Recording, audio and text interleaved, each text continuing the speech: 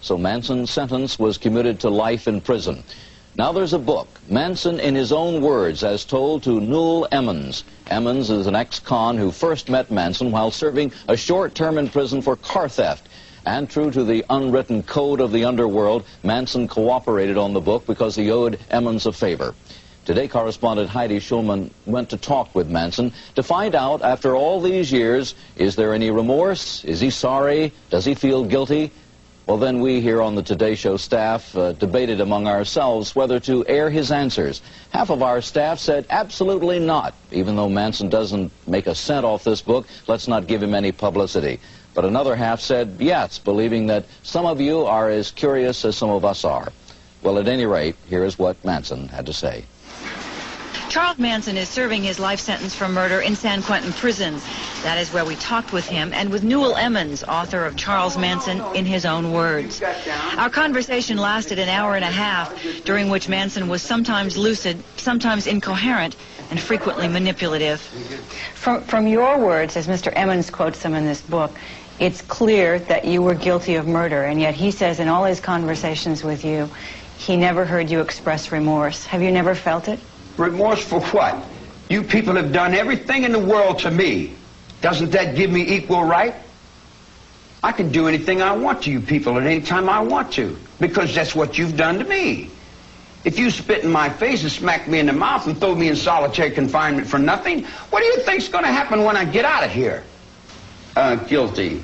I wouldn't do anything that I felt guilty about. You don't feel guilty at all? There's no need to feel guilty. I haven't done anything I'm ashamed of.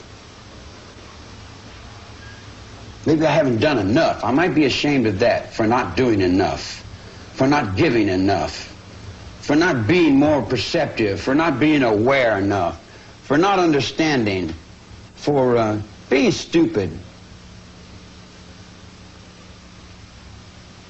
Maybe I should have killed 400 or 500 people, then I would have felt better. Then when I felt like I really offered society something. You know, if I wanted to kill somebody, I'd take this book and beat you to death with it, and I wouldn't feel a thing. It'd be just like walking to the drugstore. Do you feel blame? Are you mad? Do you feel like Wolf's Kebab's right friends? Get friends.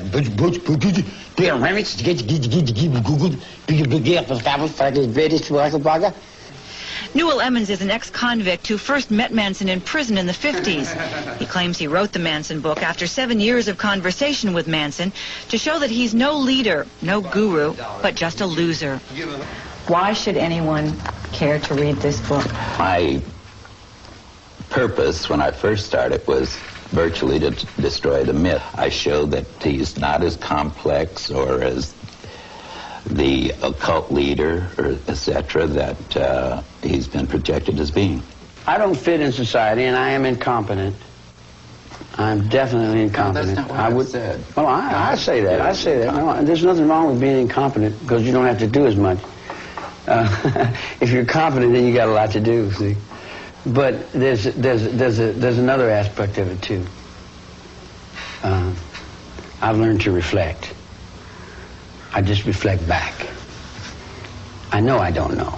I know I'm stupid. I admit I'm a petty whatever. I've never been a success at anything. I even got to the point where I didn't want to be a success at anything. What would being a success, what does that mean, you know? Money? Oh, I've had all the money in the world 3 times and I had to give it back. That's a stupid little game, you know? My awareness and my consciousness is not the same as somebody that goes to school and has a mom and dad. See, not having parents have left me in another dimension, so to say, you know. I don't have no bad going for nothing. I don't judge. I hardly even think about too much. It's hard for me to remember breakfast. In fact, if I didn't have 2 or 3 girls to help me, I would pretty much be lost and I wouldn't know what the hell I'm doing. You write that in all your conversations with Charles Manson, he never expressed remorse. Have you seen any today? I mean, perhaps he believes totally in his own mind that he's not guilty. You guys got this stuck in your head that I've murdered somebody. You've got it stuck in your brain that I murdered somebody. What do you want to call me a murderer for? I've never killed anyone. I don't need to kill anyone. I think it. I have it here. Who is this man you've been talking to for 7 years? Well, to me, he's a convict that was a failure.